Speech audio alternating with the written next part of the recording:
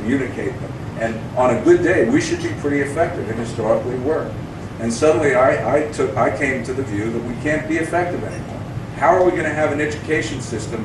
How do we recover? We had the best education system in America, K-12, give or take, 2 generations ago. We're rated to be 49th in America today. Thank God for Mississippi, right? The 2 most congested regions in the country now, Los Angeles and this region. We have a system of government that clearly is broken. Every few months, we're back in a paralyzing budget debate.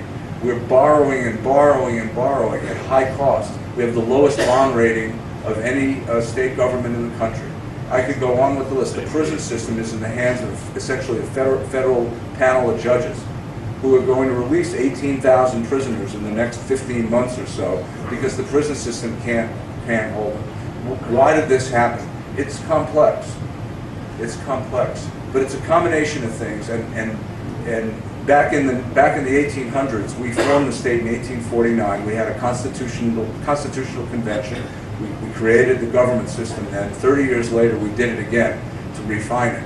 And that's in 1878. That's the Constitution that we have today. Third longest Constitution in the world, after India and thank God for Alabama. Right? And it's a very unwieldy system. In the early 1900s, to their credit, we had the progressive era. The railroad barons had taken over Sacramento, and so the power was wrested from the railroads by the people.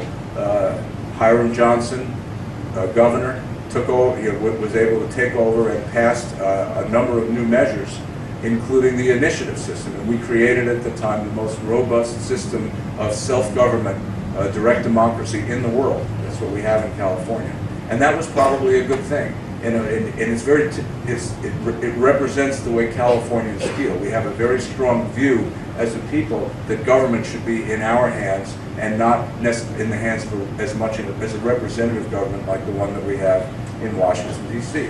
And so we had that. And it's probably a good idea, but over the course of generations, it got messed up pretty badly. And ultimately, for good reasons and not good reasons, different initiatives were passed by the people that don't fit well together as a system. So our systems of taxation, of management, of how we legislate and so forth are really a cacophony of initiatives driven from a variety of places. In the most recent times, in the last decade, the system's really been perverted by special interest groups in the worst way.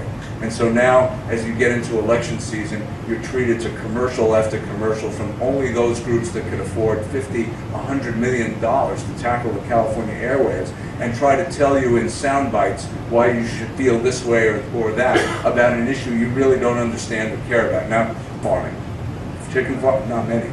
But you voted on Proposition 2, you'll recall, recently, in which you, the people, with the power, decided how many chickens ought to be in a chicken coop, because you know so much about that, right?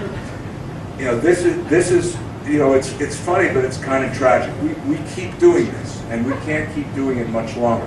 But the systems we have in place have largely been driven by this over the course of the last decade. It's to the point where it's clear the government doesn't function anymore. It is broken.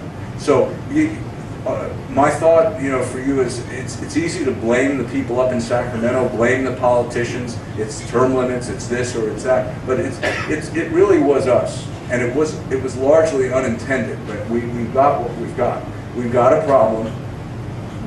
It needs to be fixed. If I ask you how many people think we have a problem that needs to be fixed, all the hands will go up. We can fix it because all of the stuff that's in there is there because it's required under the Constitution for the people to act. So what we determined is we need a way to get the people of California to act in a way where they can fix this broken system and get past their instincts about issues which sort of typically motivate them. Taxation. We don't want to pay more taxes, but we want all these services. Things like that. Those have been key drivers. The lack of trust in institutions. We don't trust the political consultants. We don't trust the right, the left. Ideological discourse. False issues. We need to somehow figure out a way to get beyond it. Clearly, Under the present Constitution, the legislature, and only the legislature, has the power of reform. They're the ones who are closest to it. Because by a 2/3 vote of each house of the legislature, they're able to put reform before us, either through a revision of the Constitution or actually to call a constitutional convention. But you see how effective the legislature's been lately at getting these 2/3 votes. It's a house divided. It's a painful thing. How many of you spend much time in Sacramento? Okay, you unlucky person. I'm with you.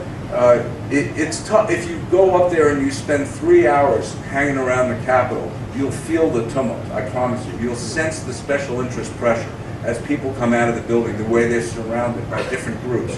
It's not easy to be a legislature, and with term limits, which we put in to get rid of Willie Brown back in the 1990s, you have no job security, you have no experience, so it's no wonder that special interest groups are running the show up there. So we have to fix this.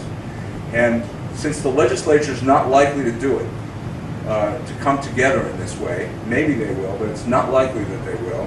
We've certainly been asking them to. We came up with the idea, it was actually suggested to us, that we do like other states do and hold a constitutional convention. Citizens to take back their government in the purest way. And I didn't know whether that was a good idea or not, but it certainly sounded good. I'd known that our country had one a couple of 100 years ago.